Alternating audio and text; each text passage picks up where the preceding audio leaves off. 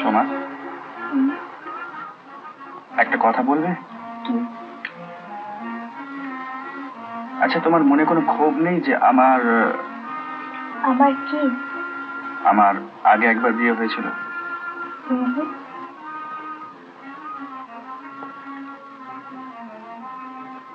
আচ্ছা, মনে পড়ে সেদিন রেঙ্গুনে আমাদের প্রথম দেখা হয়? হ্যাঁ, স্ট্র্যান্ড হোটেলের বারান্দায়। দেখেই তোমার ভালো লেগেছিল, খুব ভালো লেগেছিল। অবশ্য তখন জানতাম না যে তুমি বিবাহিত। জানলে নিশ্চয়ই ভালো লাগতো না? তা কেন? আমার গাছে না ফুটে অন্যের গাছে ফুটেছে বলেই কি গোলাপ তার গন্ধ হারিয়ে ফেলবে?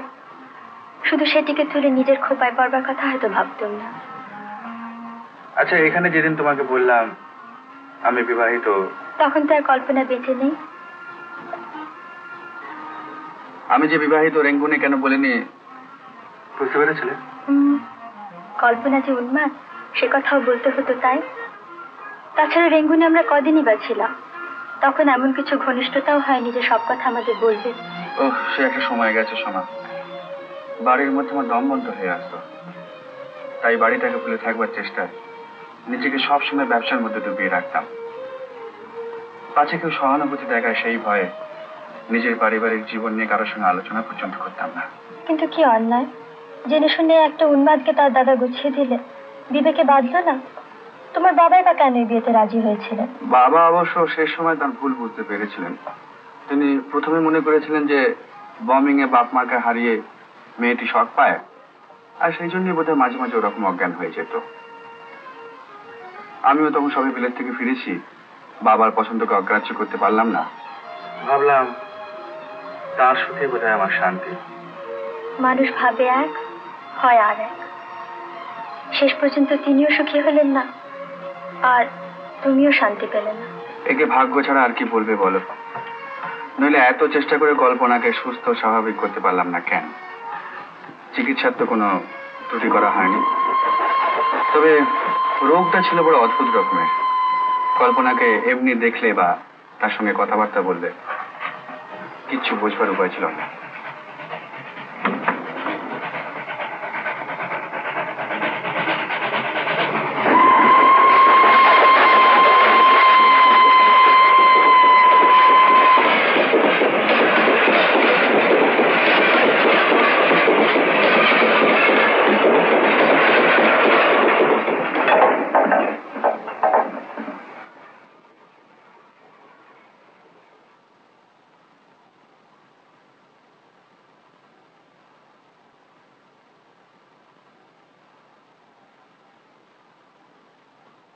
কি হলো? কি ভাবছো? চলো।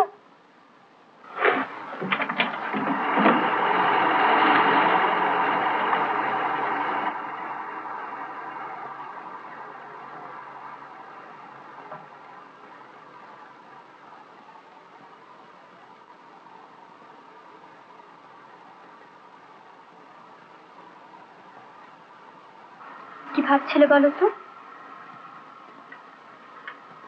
কিছু না। বলো না কি ভাবছিলে?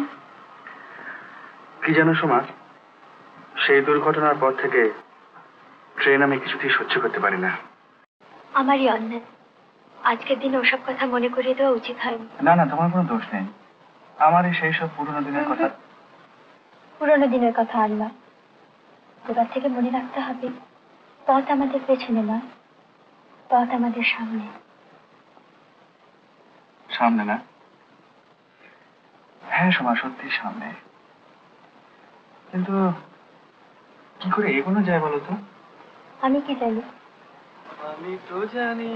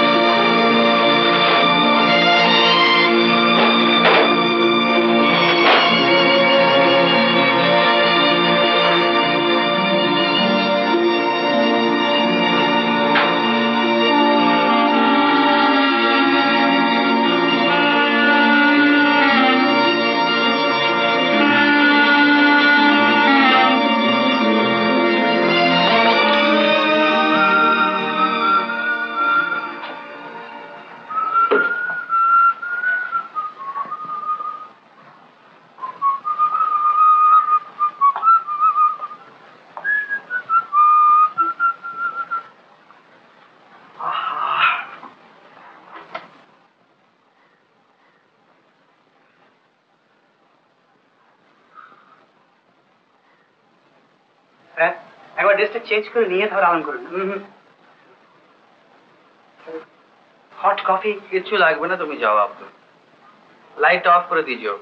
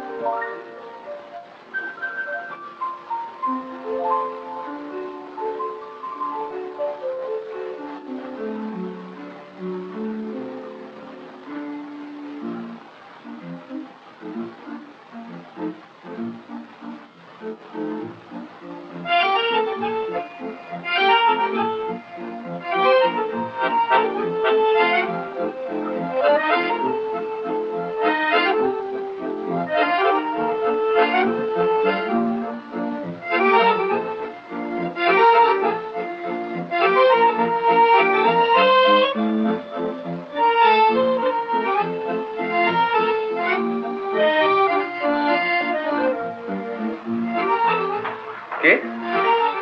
আমি স্যার। ও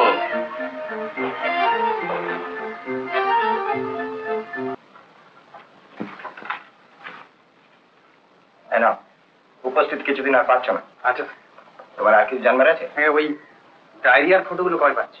আমি শনিবার ইম্ফল থেকে ফিরছি, ওই দিন রাত 11টায় এসে সব তৈরি থাকবে। আচ্ছা দেখো, খুব দরকার না হলে এই নকল গয়নাগুলো বাক্সে রাখবে না। আচ্ছা। লতা মঙ্গলবার ফিরছে তো? হ্যাঁ, তুমি নরেনকে বলো পাইন হোটেল ও ঠিক পৌঁছলো কিনা খবর রাখতে। আচ্ছা আচ্ছা, তুমি এসো। আচ্ছা। উত্তম কুমারের সেরা সিনেমা দেখতে হলে ডাউনলোড করুন ক্লিক অ্যাপ।